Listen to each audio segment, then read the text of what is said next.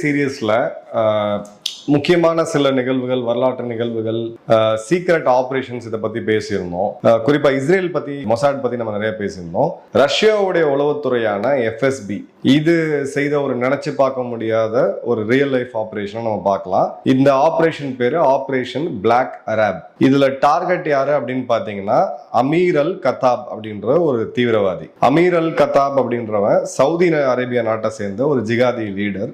இவனோட பேக்ரவுண்ட் பார்த்துட்டு அதுக்கப்புறம் ஆபரேஷன் பத்தி போகலாம். 1987 அந்த காலகட்டங்கள்ல பாத்தீங்கன்னா இவன் சோவியத்துக்கு எதிராக அன்னைக்கு அமெரிக்க உளவுத்துறை முஜாஹிதீன்ஸ் ஆப்கானிஸ்தான்லயும் சரி, அவங்களுடைய சதகிஸ்தான் போன்ற இடங்கள்ல பல இடங்கள்ல அவங்களுக்கு எதிராக செச்சன்யா, போஸ்னியா இந்த மாதிரி போன்ற இடங்கள்ல அந்த முஜாஹிதீன்ஸ் சோவியத் படைகளுக்கு எதிராக ஃபைட் பண்ணிட்டு இருந்தாங்க.